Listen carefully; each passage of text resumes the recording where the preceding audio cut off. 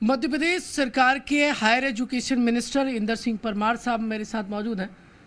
Sir, इस बार election में लोकसभा की लड़ाई में क्या वो मुद्दे रहे जिन पर जनता अट्रैक्ट हुई होगी?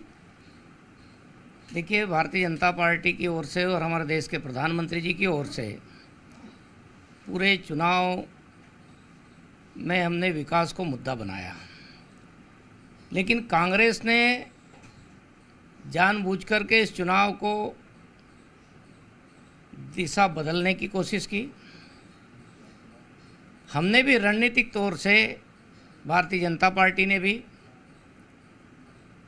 फिर कांग्रेस के द्वारा जो इस देश में तुष्टीकरण, कांग्रेस के द्वारा धर्म के आधार पर आरक्षण देने का प्रयास, और केवल प्रयास ही नहीं तो कुछ राज्यों में उन्होंने उसका क्रियान्वयन भी कर दिया।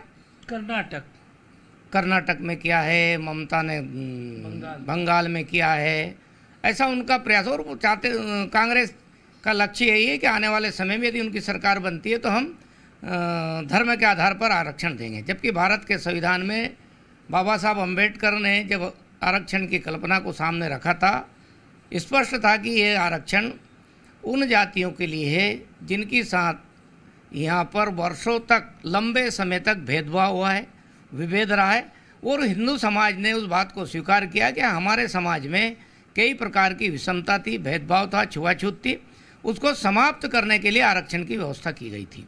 और इसलिए संविधान की मूल भावना के विपरीत कांग्रेस और टीएमसी ने मुसलमानों को आरक्षण देने का प्रयास किया था, और इसलिए हमारे देश के प्रधानमंत्री जी ने कांग्रेस को सबके सामने एक्सपोज किया है।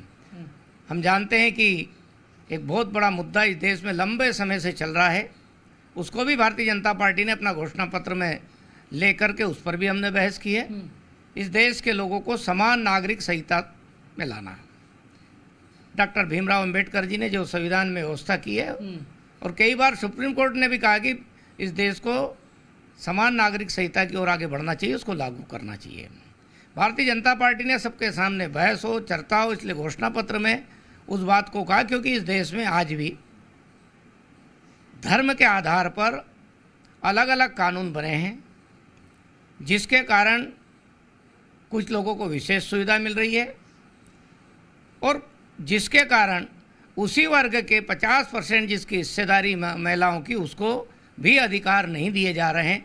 और इसलिए भारतीय जनता पार्टी ने इस चुनाव में मुख्य रूप से समान नागरिक संहिता की बात कही है, जिसके द्वारा कई सारी चीज़ें नियंत्रण में होने वाली है।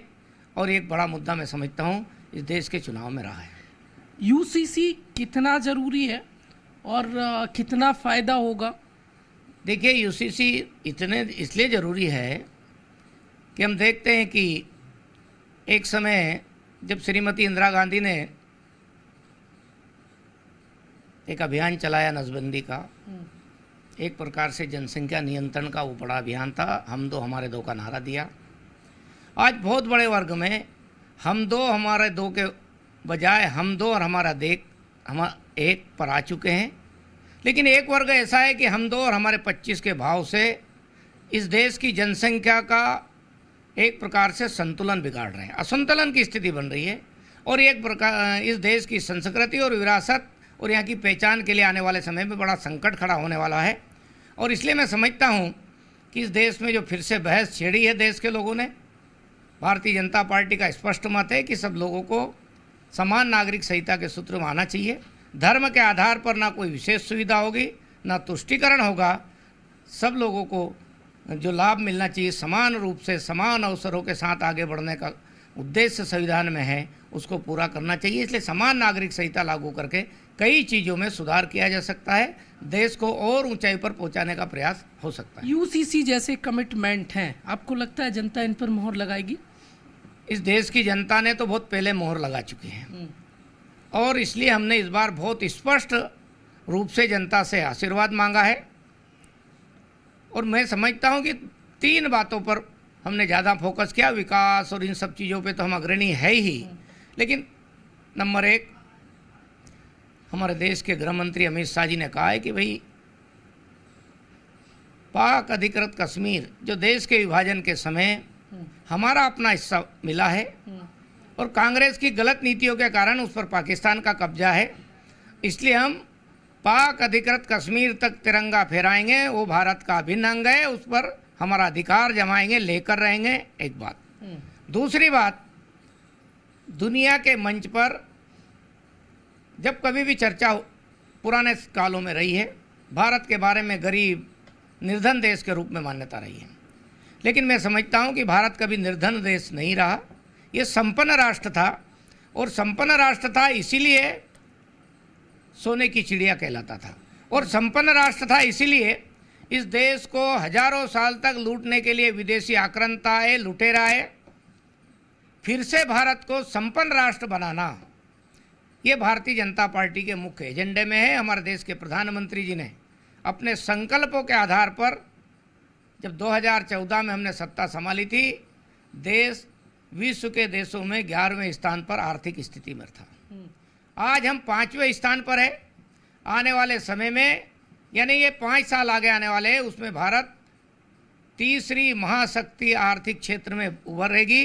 ये 3 बातें मुख्य रूप से चुनाव के मैं समझता हूँ कि मुद्दे बने हैं। अलग अलग क्षेत्रों में अलग अलग मुद्दों का प्रभाव रहा है, और इसलिए इस देश की अखंडता, देश की अस्मिता के साथ साथ देश को सर्वोच्च स्थान पर पहुंचाना और इस देश में लोगों के, आने वाली पीढ़ी के लोगों को सुरक्षा देने के संकल्प को पूरा करने का काम यूसीसी के द्वारा होने वाला है। मध्य प्रदेश में क्या माहौल देख रहे हैं? एमपी की बात करें, मध्य प्रदेश में एक तरफा माहौल था। कई जगह पर कांग्रेस के पोलिंग एजेंट नहीं थे, कोई बात करने वाला नहीं था, और इसलिए चुनाव का जो परिणाम है सबको स्पष्ट दिख रहा था। हम पिछली बार 28 सीटें थी हमारे पास 29 में से, इस बार हम 29 की 29 सीटें जीतने की ओर अग्रसर हो रहे हैं। मोदी जी वहां गए जहां विवेकानंद गए थे। कांग्रेस पार्टी ऐतराज जता रही है, इलेक्शन कमीशन जाने की बात कह रही है।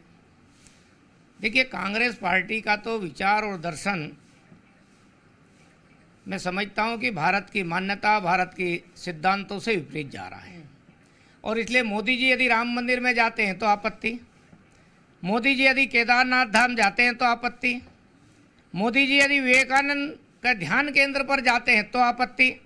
और मेरा तो कांग्रेस के लोगों को जो इस प्रकार की आपत्ति लेते हैं, तो मैं उनसे कहता हूं कि आप भी किसी मस्जिद में जाके नमाज पढ़िए, हो सकता है आपको भी फायदा हो जाए, या फिर आप भी राम मंदिर जाइए, आप भी केदारनाथ धाम जाइए, और आप भी विवेकानंद के ध्यान केंद्र पर जाकर बैठिए, आपको शांति मिलेगी। एमपी में जो मुद्दे हैं, एक बहुत इंपॉर्टेंट है। आप कह रहे थे कि भारत को गरीब कहा जाता है। कौन कहता है भारत को गरीब? देखिए, भारत के बारे में जो अंग्रेजों ने जो कुछ मान्यताएं स्थापित की है, भारत अनपढ़ लोगों का देश, अशिक्षित लोगों का देश, गंवारों का देश और गरीबियों का देश, इस प्रकार की लगातार गलत तथ्यों के आधार पर भारत की इमेज बनाने की कोशिश की। मैं तो केवल जैसे लोग, ऐसे इतिहासकार भी होंगे, जो अर्थशास्त्री भी होंगे, उनसे केवल एक बात पूछता हूँ हमेशा कि भाई आप ये बताइए, किसी गरीब की झोपड़ी में कभी डाका डाला है क्या? गरीब के यहाँ कभी चोरी नहीं होती, गरीब के यहाँ कभी डाका नहीं डलता है। डाका वहीं डलता है जो संपन्न होता है, और इसलिए भारत संपन्न देश रहा है। इसलिए ईसा के 550 साल पहले से, यानी लगभग कितने साल हो गए, 2550 साल पहले से ईरान से कोई लुटेरा आता है, फिर 2350 साल पहले कोई यूनान से सिकंदर नाम का लुटेरा आता है। ये लुटेरा का श्रृंखला लगातार चली। इसका मतलब भारत संपन्न राष्ट्र था, और बाद में जो अंग्रेज आए वो भी भारत को लूट कर ले गए हैं। इस संपन्न राष्ट्र को गरीब राष्ट्र में बदलने का सुनियोजित षड्यंत्र दुनिया के लुटेरों का था, जिसमें सब प्रकार के लुटेरे सम्मिलित है। इसलिए अब भारत के लोगों को, जो इस धरती को अपनी माँ मानते हैं, अपना देश मानते हैं, अपने हाथों से निर्माण करने का, नवनिर्माण करने का संकल्प हाथ में लिया है। और मैं समझता हूं कि भारतीय जनता पार्टी उसी विचार की पोषक है, जिसके आधार पर हम दुनिया में हमारे देश को सर्वोच्च स्थान पर ले जाने का काम पूरा करेंगे। और वसुधैव कुटुंबकम को भी जो भावना का संदेश है, उसको भी हम पूरा करते हुए दुनिया को साथ में लेकर के, लेकिन दुनिया को साथ में लेने के लिए अपनी ताकत चाहिए और संपन्नता चाहिए। छोटा सा जवाब और, विपक्षी एकता कह रही है अब की बार तो हम आ रहे हैं। देखिए, कांग्रेस के लोगों के साथ जितने लोग जुड़े हैं वो सारे लोग कभी आतंकवादियों के साथ मिलते हैं, कभी पाकिस्तान के साथ मिलते हैं, कभी चाइना के साथ मिलते हैं। उनका देशी विचार नहीं है, देशानुकूल विचार नहीं है। वो केवल सत्ता प्राप्ति करने के लिए आतंकवादियों से भी साठगांठ कर लेते हैं, सब प्रकार के हथकंडे अपना लेते हैं। इसलिए ऐसे सारे लोग जो देश को कमज़ोर करना चाहते हैं और देश में कमज़ोर सत्ता रहे तो उनके काम चल जाएंगे, इस प्रकार के भाव वाले लोग कांग्रेस के साथ इकट्ठे हुए हैं। पर देश की जनता कितने ही हथकंडे अपनाए, वो इतने एक्सपोज हो चुके हैं कि आज उनकी मजाक उड़ाने के लिए लोग बैठे हैं। कई बार राहुल गांधी जी जब बोलते हैं तो लोग उनके मजाक उड़ा करके मनोरंजन करने के मूड में रहते हैं। इस प्रकार से विपक्ष का कोई एक प्रकार की विश्वसनीयता नहीं रही इस देश में, और देश की जनता समझ चुकी है कि भारतीय जनता पार्टी जो कहती है वो करती है, और इस देश की संस्कृति और विरासत को साथ में लेकर चलने वाला दल है। इसलिए भारतीय जनता पार्टी के एक अपार समर्थन जो दिख रहा है वो उसी का परिणाम है। Thank you so much ji media से बातचीत के लिए। धन्यवाद। उच्च शिक्षा मंत्री इंदर सिंह परमार से हम बातचीत कर रहे थे। उन्होंने कहा है कि इस बार बीजेपी के जो मुद्दे हैं, यूसीसी को लेकर हो या फिर भारत को विश्व स्तर पर एक बड़ी आर्थिक शक्ति बनाने को लेकर हो, जनता उन पर अपनी मोहर लगा चुकी है, उच्च शिक्षा मंत्री ने कहा है। और विपक्षी पार्टियों को कहा है कि ये पाकिस्तान परस्ती वाले हैं, ये आतंकी परस्ती वाले हैं, जनता इनको बहुत अच्छे से पहचानती है। फुल कॉन्फिडेंट नज़र आ रहे हैं मध्य प्रदेश सरकार के higher education minister Madhya Pradesh में 29 सीट लोकसभा जीतने को लेकर। कैमरामैन अतुल जैन के साथ प्रमोद शर्मा, जी मीडिया, भोपाल।